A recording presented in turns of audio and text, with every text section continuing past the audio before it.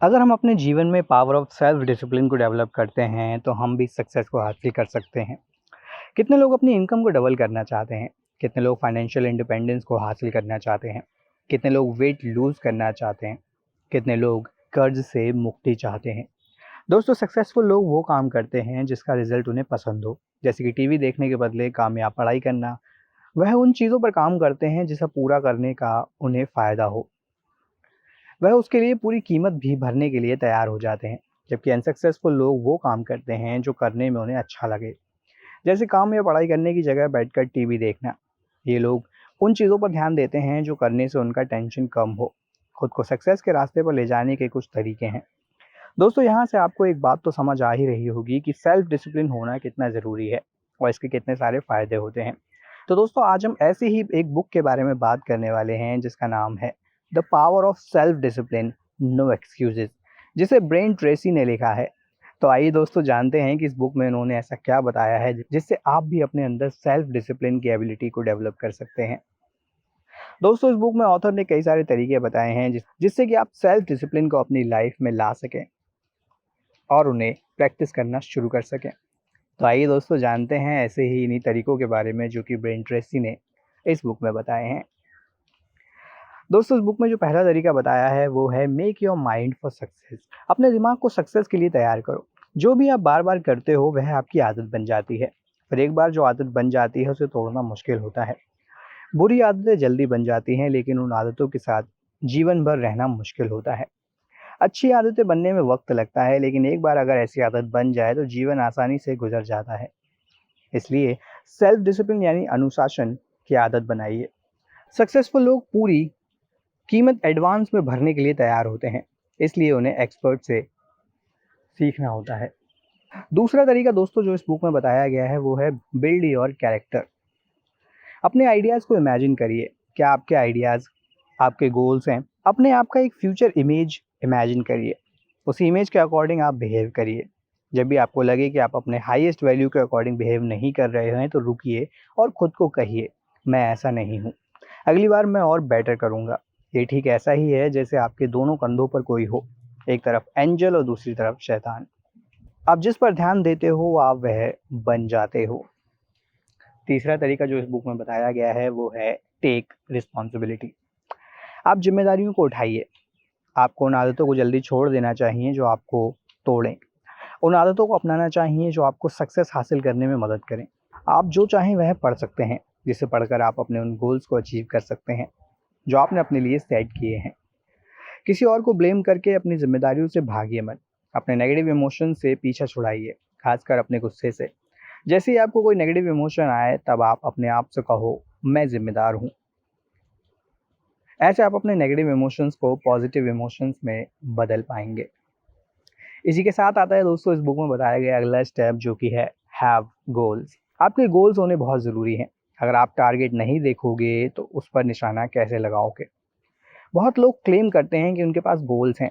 असल में वह सिर्फ उनकी उम्मीद और ख्वाहिशें ही होती हैं। अपने गोल्स को लिखिए।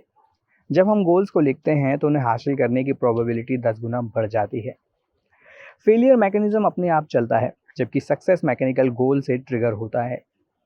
बस आपको यह क्लियर होना चाहिए कि आप क्या हासिल करना चाहते हैं। आपके दिमाग में जो गोल्स हैं वो आपको उसे हासिल करने में मदद करते हैं। गोल्स को जल्दी हासिल करने के लिए एक 7 स्टेप मेथड है जो कि है डिसाइड करो कि आप क्या करना चाहते हैं। इन 7 स्टेप्स में पहला स्टेप आता है आप जितना स्पेसिफिक हो सकते हैं उतना स्पेसिफिक सोचो। दूसरे स्टेप में बताया गया है आप उस गोल को हासिल करने का डेडलाइन सेट करो, यानी कि आप कब तक इस गोल को प्राप्त करना चाहते हैं। तीसरे गोल में बताया है कि कभी भी गोल अनरियलिस्टिक यानी कि आपका अवास्तविक नहीं होना चाहिए, बल्कि डेडलाइन अनरियलिस्टिक होते हैं। चौथे गोल में बताया है कि आप हर उस चीज़ का लिस्ट बनाओ जो आपको उसे हासिल करने के लिए करना होगा।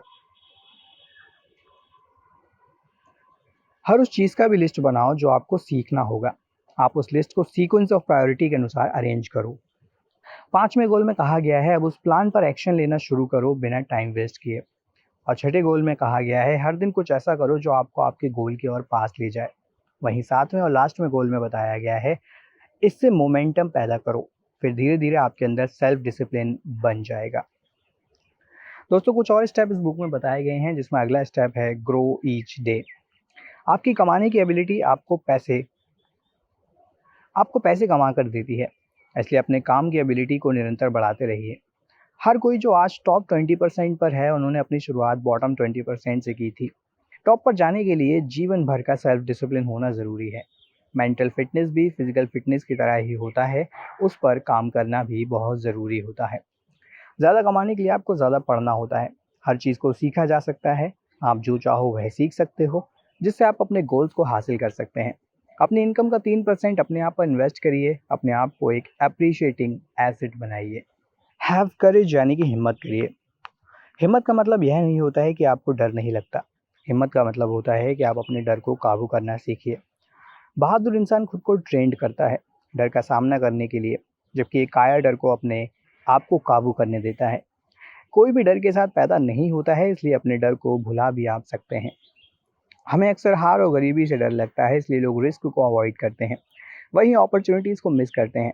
डर इंसान को अपाहिज बनाता है, इसलिए बार बार कहो आई कैन डू इट, यानी कि मैं ये कर सकता हूँ, मैं हार नहीं मानूंगा। अपने अंदर इस हिम्मत को लेकर आइए। अगला स्टेप है परसिस्टेंस का। कभी भी कोशिश करना मत छोड़िए, लगातार काम करते रहिए, यही सेल्फ डिसिप्लिन है। कोई भी बाधा आए, आपको फिर भी डटे रहना है।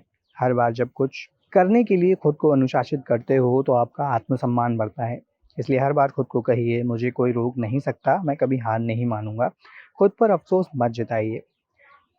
कितनी बार आप गिरे हो, इससे फ़र्क नहीं पड़ता। आप कितनी बार फिर से खड़े हो जाते हो, ये बात ज़्यादा इम्पॉर्टेंट है। इसी के साथ आता है दोस्तों हमारा अगला स्टेप, जो कि है वर्क। एक रिसर्च के मुताबिक 80% जो हमें ज़िंदगी में हासिल होता है, वह उन कामों से हासिल होता है जो हम 20% ही करते हैं। इसलिए हर उस काम की लिस्ट बनाइए जो आप करते हो। छोटे बड़े सारे कामों को आप उस लिस्ट में से एक ऐसा काम सेलेक्ट करिए जो बहुत ज़रूरी है, फिर उसे सर्कल करिए, फिर दूसरे सबसे इम्पोर्टेंट काम को सेलेक्ट करिए, फिर तीसरे को, और इस तरह से दोस्तों अपने काम को पहचानिए कि कौन से वो काम हैं जो आपको करने ज़रूरी हैं। खुद को अनुशासित करिए, ज़्यादा से ज़्यादा वक्त इन 3 काम पर लगाइए। जो कि गलत काम पर मेहनत करने से आप अपने करियर को बिगाड़ रहे हैं, तो वो समय आपका बचने लगेगा और आप उन कामों पर ज़्यादा फोकस कर पाएंगे जो आपके लिए ज़रूरी हैं। इस बुक में 2 और स्टेप हमें देखने को मिलते हैं। सेकंड लास्ट स्टेप में बात की गई है लीडर होने के बारे में। दोस्तों लीडर्स के पास विजन होता है, उनके पास काबिलियत होती है अपने ऑर्गेनाइजेशन का फ्यूचर सोचने की। वह यही सोच सबके साथ शेयर करते हैं ताकि उस सोच को हकीकत बना पाएँ।